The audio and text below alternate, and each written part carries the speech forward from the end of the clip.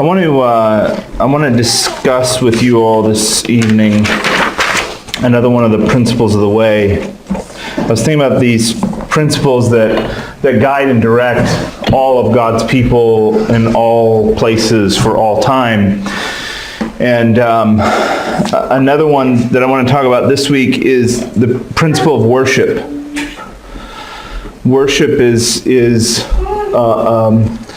at the root of who God's people are and what they do. And, you know, we just sang as a congregation, and that certainly can be worshipful. But worship is comprised of many things that are not about the time that we just had here at the beginning of our service. At its best, the time at the beginning of our services is worshipful, but there are all kinds of things that constitute worship that are outside of that. You know, I always, when I think about worship, I'm kind of primed, as maybe a lot of us are, to think about our singing together as the church. That's the time when we worship. Or singing, you know, in the home, or singing. And there's certainly reasons to connect singing with worship, and we'll look at some of that. But I always felt like, well, if I'm not a good singer, am I not a good worshiper? Because I'm not a very good singer. And fortunately, it just so happens to be that you can be a good worshiper and not a good singer. The word worship, as most of us know, it's connected in both Hebrew and Greek with this notion of bowing down. You know, a lot of times I hear people talk about worship, and they're saying that worship is worth-ship. It's attributing worth to certain things. And I think there's some truth to that, but it misses the real point, I think, of what's undergirding the real truth of worship, which is to bow down. And the reason I think that understanding of worship is important is because it requires humility. An attitude of humility is implicit in the principle of worship. In order to be worshiping, you have to be under, you have to be low, you have to be bowed, you have to be recognizing something greater than you, and that's what's undergirding the principle of worship. Turn in your Bibles with me to Psalms 95. You know, we could look at the Psalms all night together in how, I mean, it's the book of worship. It's David's book of worship by and large. And there's so many things. I tried to avoid the temptation to just meander through the Psalms and look at different aspects of worship in David's life, which would be a fitting thing to do. But I decided not to. What I wanted to do is I wanted to read through Psalms 95, and I wanted to do it in a way that we're not accustomed to doing. I want us actually to all get on our knees and bow before God as we read Psalms 95 together. So if you would, kneel with me, and we'll read Psalms 95 together. This is something we used to do often in my church back in Oregon, but I don't know that we do it very much here. So if you'd just read along with me, I'll read out loud. Oh, come and let us sing unto the Lord. Let us make a joyful noise to the rock of our salvation.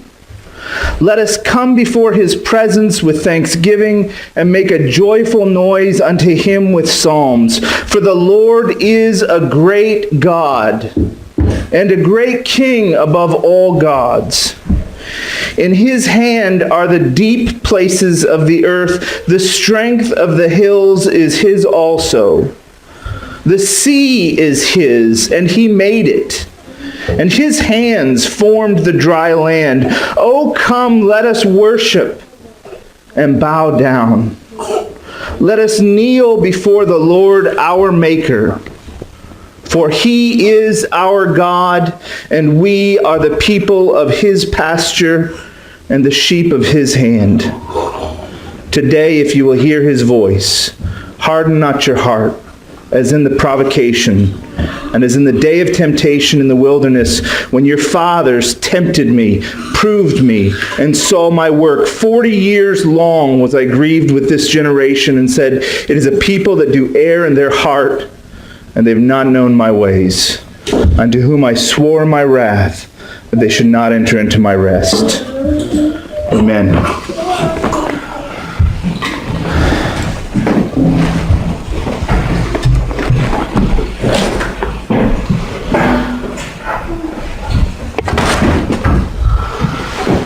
The call to kneel means something different when you actually do it. It's good to understand the principle of kneeling in our heart, that we're taking a humble posture when we worship God. But to actually get on our knees together in God's presence and recognize His sovereignty over it, His majesty over us, His power over us, His glory over us is a good thing. It's a good thing to do with your family. It's a good thing to do with the church. It's a good thing to do wherever and whenever we can find opportunity to. So thank you for doing that with me. There's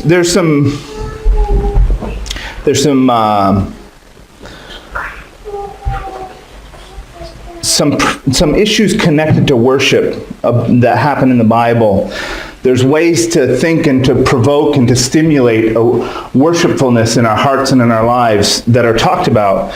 You know, some of them are here. I think that recognizing God's power as the Creator is, if you find yourself struggling, and I do sometimes, you feel kind of disconnected or disassociated, and you feel yourself somewhat, estranged from God, like you're having a hard time connecting. Sometimes what I do in that situation is I spend some time just contemplating God's creation. It expands your mind. It's bigger than we are by so much that it's hard not to be awed with the majesty of God if you consider His handiwork in creation.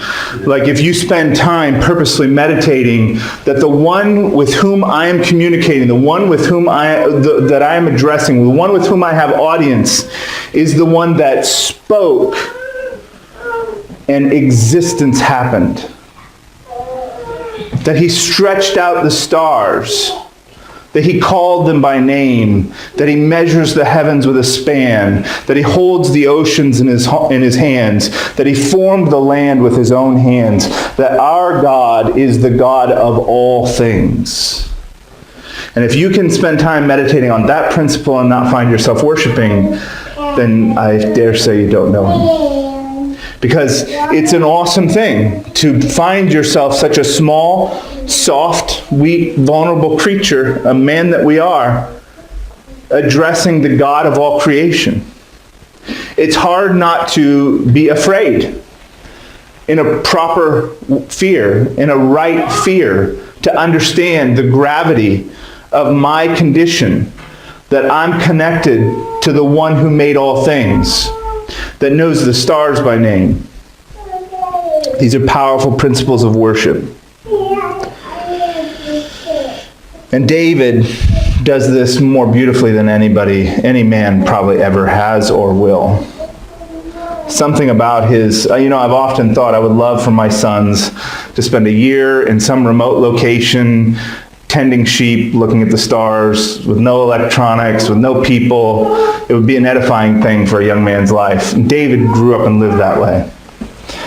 And certainly it's the key to his ability to connect with God through creation. In Isaiah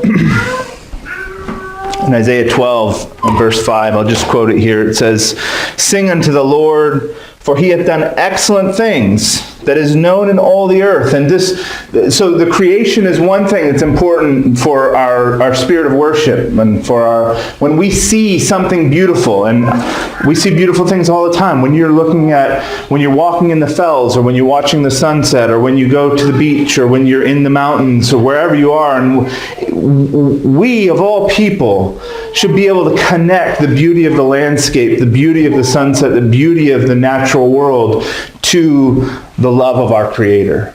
That these things were specifically made for us and for our good and for our enjoyment and His. And that together we can find connection with the divine in appreciating together His handiwork. That's creation. Another important thing to consider in worship is what God has done. this happens all the time in biblical worship.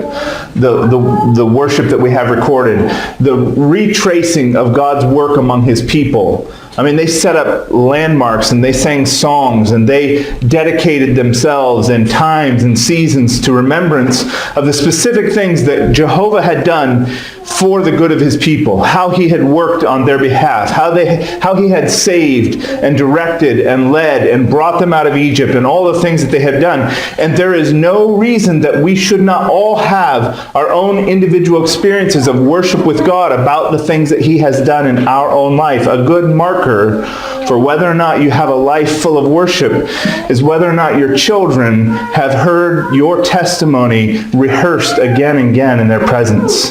That they know the story of how God worked in my parents' life. That they have heard it again and again. They've heard it rehearsed and they've heard God extolled, and they know the times and the seasons and the events that happened in our lives that brought us to the place where we know him. In fact, in my family, we have a custom that during a child's birthday, we've had one of the ways that God's worked miraculously and powerfully in our family is through pregnancy, which goes a lot to what Finney was sharing last week. But it's a place that God has worked again and again in our families, at the center of our family. And so we take the time when we recognize a child's birthday to rehearse with the whole family what God was doing and how he saved and how he provided and the obstacles that were overcome by the grace of God to bring this child to life. Now, what does that do for a child to be raised that year after year at the remembrance of their birth? The main issue is not what toy did I get but how God worked in my family's life to bring me to be.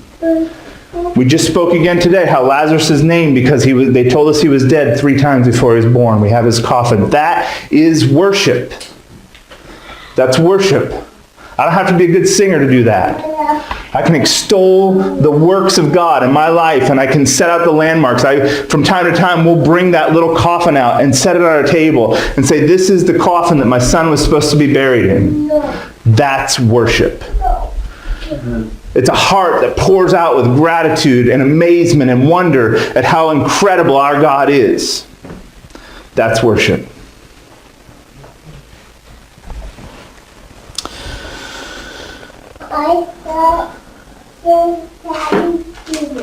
Let's look at John chapter 4. Actually, before we go there, let's look at Luke chapter 4. This is interesting to me.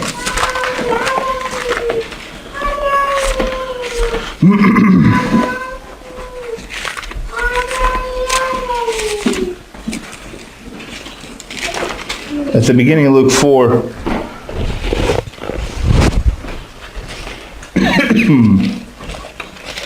this is the temptation, obviously, and start in verse 5. There's so many dramatic things happening here in the temptation. But in verse 5 he says, "And the devil, taking him up into a high mountain, showed unto him all the kingdoms of the world in a moment of time." Rabbit trail. All the kingdoms in a moment of time. I believe that includes America. I believe that includes China. I believe that includes all of them. That's what was at stake in the temptation. I'll give you the power that men have over the earth, was the temptation. And the devil said unto him, "All this power will I give thee, and the glory of them, for that is delivered unto me. And whosoever I will, I give it. If thou therefore wilt worship me, all shall be thine." And Jesus answered and said unto him, "Get thee behind me, Satan, for it is written, Thou shalt worship the Lord thy God, and him only shalt thou serve."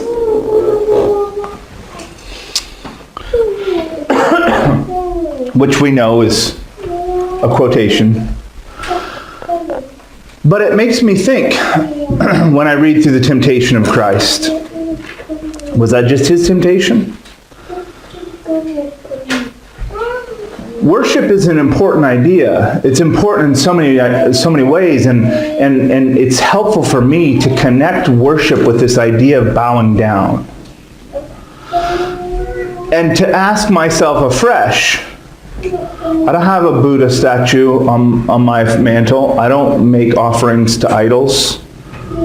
But is there anything in my life that causes me to bow down? That causes me to yield and to submit? That's what it means, right? It means you're in charge. When we bow down, right here in Red Psalms, when we bow down as his people, we're saying, you're in charge. You are greater than me. That's the ultimate declaration of worship. You are greater than me. And God has designed his creatures, men, that they should bow to nothing but him. That he alone is worthy of their life and their yielding. That he alone is the one that deserves to be yielded to. And anything else, the reason that idolatry is such a great sin and a blasphemy is because anything else is substituting that in God's place. And anything in my life that I serve, that I yield to, that I bow down before, that gives me that inner reflection of you're in charge here. Whatever does that in my life is blaspheming God. It's attributing more worth to that than to God. And so then how hypocritical it is to have bowed to something and then come and bow before Jehovah. And he's left wondering, well, which is it? Who's your master? And he told us, you cannot have two masters. Not should not, cannot.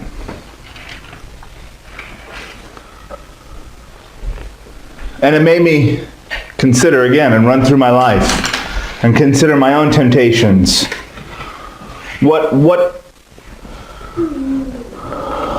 What's in competition in my life and in my heart and my emotions that I should bow before? We know the state has tried to assert this right over men time and time again and still does. The kingdoms of men desire to be bowed to. Our own lusts desire to be bowed to. They want us to bow down to them. They want us to serve them.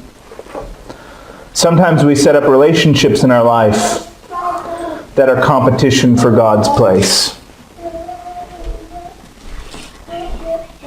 Our possessions, our ambitions, our achievements. How hard do men work for the achievements in their lives? For their projects, for their careers, for their degrees. And I assure you that those things in our lives are in competition with God for our bowing, our obeisance. They want us to bow down before them. They want us to serve them. And we ought to be the people who, the things in our life, the relationships in our life, they are serving our disposition in God. We are not serving them.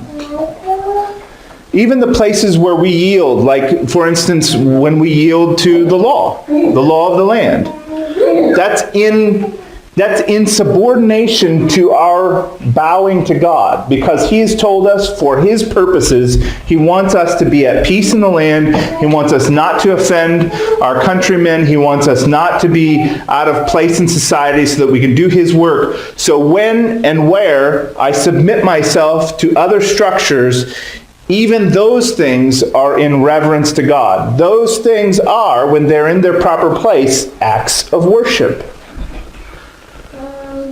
See, worship is something that we can do with our whole lives. To the extent which we are connected to God and living in obedience and in service to him, when I see my day-to-day obligations, my day-to-day life, my rising and my setting, my going out and my coming in, when those things are connected to who I am in God, all of those things get to be worship. Because I'm doing the things that I'm doing because I'm a child of God.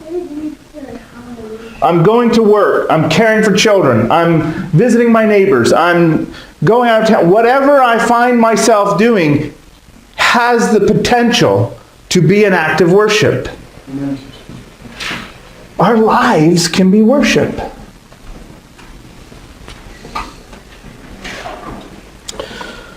What an honor and what a privilege. But we have to keep in mind this notion of temptation, that there are things that are competing for our service. Sometimes it can be a very subtle distinction, because it's a distinction of the heart. It's the distinction of intention. It's the distinction of faithfulness that's inside. God knows and we know.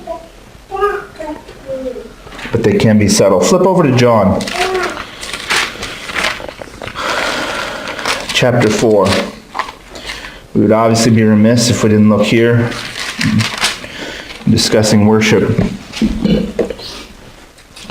I want to start in 19. This is the woman at the well. It's an interesting place that this conversation develops into. It's kind of like it's like a bonus. Jesus has this interaction with the woman at the well, and it could have gone a lot of places, but he has this really succinct discussion about worship. Verse 19, the woman saith unto him, Sir, I perceive that thou art a prophet. So since I have a prophet here, let me ask you. Our fathers worshipped in this mountain, and ye say that in Jerusalem is the place where men ought to worship. Jesus saith unto her, Woman, believe me, the hour cometh when ye shall neither in this mountain nor yet at Jerusalem worship the Father. You worship you know not what. We know what we worship, for salvation is of the Jews. But the hour cometh, and now is, when the true worshipers shall worship the Father in spirit and in truth. For the Father seeketh such to worship him. God is a spirit, and they that worship him must worship him in spirit and in truth. We'll stop there. God is a spirit, and they that worship him must worship him in spirit and truth. I spent a good amount of time meditating on that this morning. I have before in the past, and there's something I feel that still eludes me, but what I'm sure of is that this notion of worshiping in spirit and truth, God is saying it's not just the form, it's not just the mechanics of how you worship, but the intentions are now being added to true worship. Because a man could go and fulfill his service, they called it that for a reason, his service at the temple, and do all of the things that he was supposed to do. And for all he knew, for all he understood, he had done his obligation in worship. He had bowed properly at the right place in the right time. But Jesus is saying, you're worried about the mechanics, and I can set you straight on that. But there's something else that's at hand now. It's not just about whether you're here or there, but why you're here or there. It's the same kind of expansion that Jesus is offering all throughout his ministry when he's talking about emerging out of the old dispensation and into the kingdom of God that's present among us, that's going to sweep across all nations and all places and all time. That more expansive view is just as interested with the why as the where.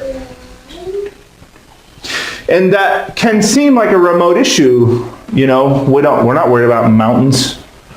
Most people that I interact with are not, I have known some, but most people are not worried that they're not really worshiping unless they're in Jerusalem. But what about that issue that we started with, of thinking of the worship service? And in many places of the worship leader and the worship song and the worship, it's doing the same thing functionally that the mountain was doing for that woman. It was keeping worship restricted to this certain function of time and place, or time or place. That here is the thing for worship, and when I go on, I go about my day and I do my thing. It's the opposite of the notion that a life is worship, can be worship.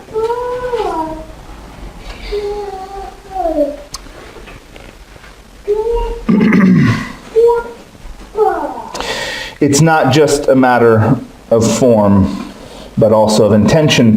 But that is not to say that form is inconsequential. I think it still pertains that God does not want certain things connected to Him in worship. In general, we have taken, here's an example. Our position on Christmas is that while many people may have very good intentions in their desire to worship Jesus' incarnation, the form of that is completely pagan and idolatrous. It doesn't come from the Bible. It doesn't come from our church fathers. It doesn't come from history. It comes from another place. And it's still relevant that Jeremiah says, learn not the way of the heathen. It's still relevant that strange fire is offered at the temple. It's still relevant that God is specific about the way that He's worshipped, that He wants certain things about that come around Him. And He doesn't want our practices to be informed by idolatry and by false teachings and by pagan practices. That those things aren't supposed to be brought in and incorporated into the religion of Jehovah.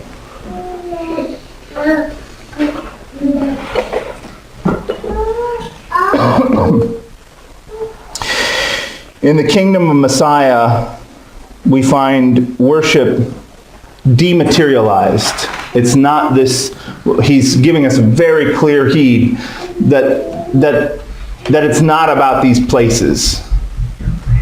That He's already discussing in many different ways that the temple has been relocated, that the temple is His body, and that we are His body. And that's meaningful in some important ways, not the least of which is that the reverence which was shown by the faithful to those places is now fitting for the people. The same reverence, we talked about it a few weeks ago, I think, about the particularity that Solomon has in erecting the temple. How each of those stones was fitted together in the quarry, and all the rough edges were taken off, that the temple is really built twice, that it's built in the quarry and then it's built on the temple. And that kind of reverence, that kind of awe, that kind of importance associated with the place of the temple is now connected to the people who are the temple. That the same heart that's in the psalmist that says, if I forget Jerusalem, let my right hand forget her cunning. That zeal that the Old Testament Jew has for the place. Jews today have zeal for that place. That kind of zeal, that religious fervor, that fanaticism, that devotion, and that reverence, and that honor that was attributed to that place now belongs properly within the people of God. I should feel about you the way that David feels about Zion. Because we are the temple. And the awesomeness and the majesty that the Jews saw when Solomon's temple was erected, when they were afraid, when the pillar was in front of the temple, and when God spoke to them, and when they entered in and they knew the history of this place and everything that God was doing among them, that's the same way that we should feel about each other. That when the church is together, there's a sense of awe and reverence and majesty, because I know what God did in Christian's life and how He brought Earl to this place. And I've watched how Finney and Laura's life and family has developed. And we've watched Sister Dolores come along. And all these things are the pieces that are majesty in the house of God. And my desire to be near and to come in and to be with is through and through. Because this is the place where God is. Oh, yeah. That's worship.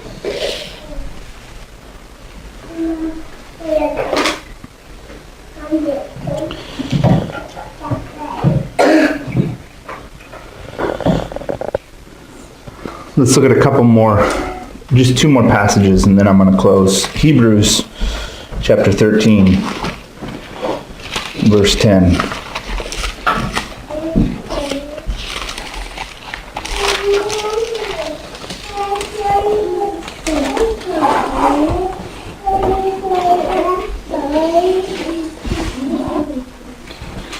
since we're talking about the temple. Verse 10 says, "We have an altar, whereof they have no right to eat which serve the tabernacle. For the bodies of those beasts whose blood is brought into the sanctuary by the high priest for sin are burnt without the camp. Wherefore Jesus also, that he might sanctify the people with his own blood, suffered without the gate. Let us go therefore unto him without the camp, bearing his reproach.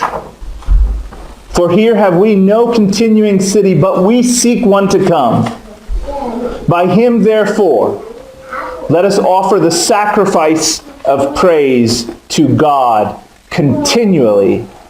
That is the fruit of our lips, giving thanks to his name. But to do good and to communicate, forget not, for with such sacrifices God is well pleased." You can't disassociate sacrifice from worship. Because worship means you matter. You're more important than me. What do you want? How can I please you? How can I bless you? How can I reverence you? I want to pour out sacrifice. I want to give to you. I want anything that you would esteem to be yours. Those aren't forced things. That's why God is looking. Did you notice there in the passage we read that God is looking for worshipers? In John 4, Jesus said that. He's looking for worshipers. He's looking for those of us that are on our knees, that are bowed before him, saying, "What can I do to bring worth to you? What in my life can bring you honor? And how, because I know who you really are, how can I bring glory to you?"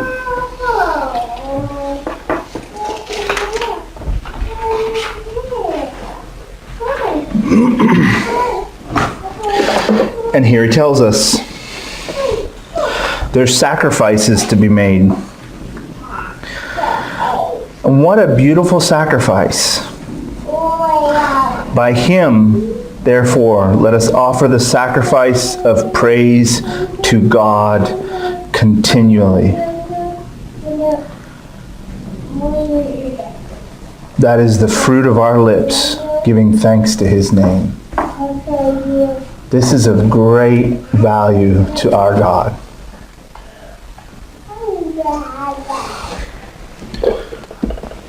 Just today in our agape, when our brother wept over struggles, and we wept with him, and what comes out of our life, even in struggle, is praise be to God. That's worship. That's of high esteem to our God. That at our lowest places, when we're at the bottom, when we're struggling, when nothing seems right in our world, that at those places, at the very bottom of the well, what comes up is praise be to my God. That's why Job was a perfect man in all the earth.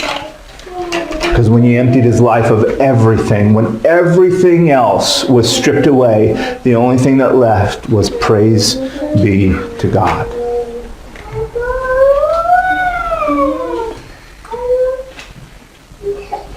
That takes a life. That takes a lot of little decisions along the way.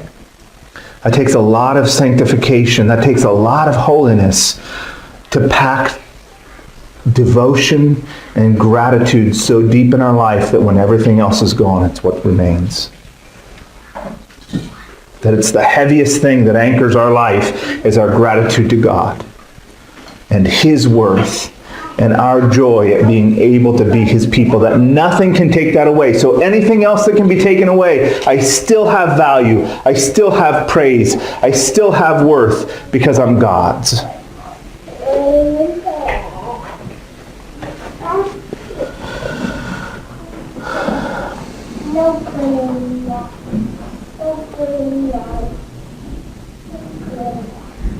I think of these poor pagans, the animists worshiping the devils, and their sacrifices are horrible. our God requires a sacrifice of praise and doing good? Doing good. Our God wants a sacrifice of doing good. You get to do good, and He gets to be glorified. Amen.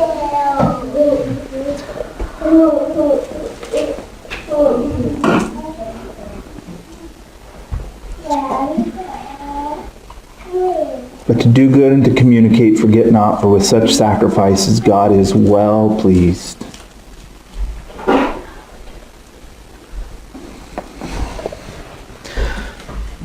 And one last one, flip to Romans chapter 12. Just this one verse.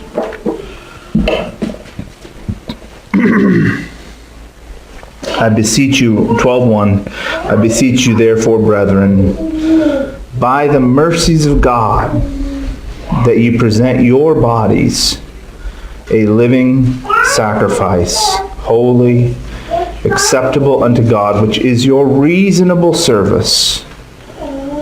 And be not conformed to this world, but be transformed by the renewing of your mind, that you may prove what is that good, that acceptable, and perfect will of God. It really is an amazing, marvelous thing that God has done in the gospel of the Lord Jesus, that He has made us His people and His temple, that He wants us as the sacrifice. Not a dead sacrifice, but a living sacrifice, that all of our days, so you read these glorious sacrifices, like at the dedication of the temple, and it's crazy numbers, like 100 bullocks and 600 rams, and I don't know what they are, but these huge sacrifices that were made, they slit those animals' throats and it's done. It was amazing. There's a bunch of dead flesh around, blood flows in the streets, Passover, blood flows down the streets, the sacrifices are made, and they're done. And that was astounding. That was moving. That must have been quite a sight to see. But He wants a living sacrifice. And what you and I, the glory that Solomon got, imagine the connection. Look at what I've done for God. All this sacrifice, all these animals, all this blood. And we still read about it. But our lives get to be that every day. Every morning that you and I wake, we have opportunity and privilege that our life gets to be that to God. That the things that we do, that the way that we praise Him, the decisions that we make, the things that we say, the things that we think, the things that we do, that all of those things get to be acts of worship.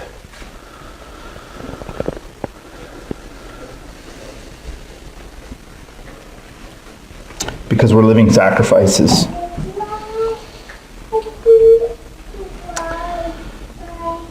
I want to just cap off a few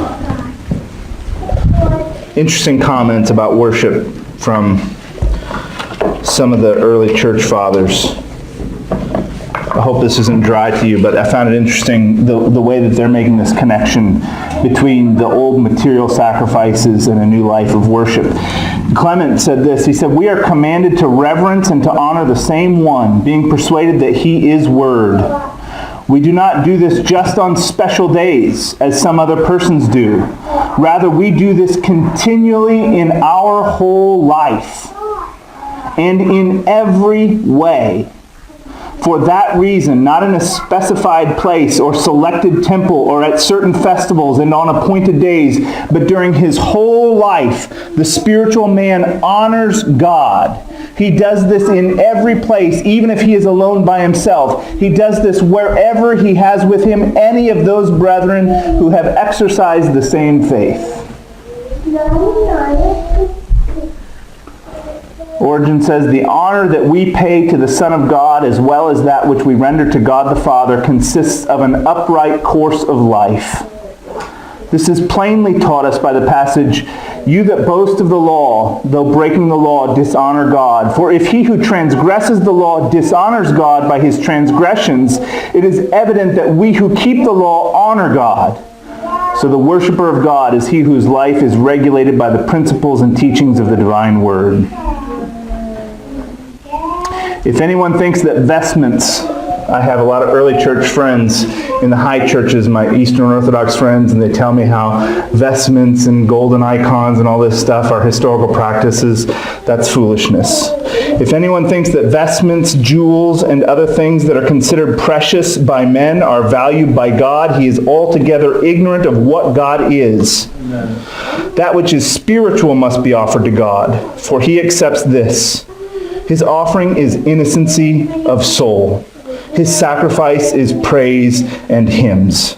Since God is not seen, he should be worshipped with things that are not seen.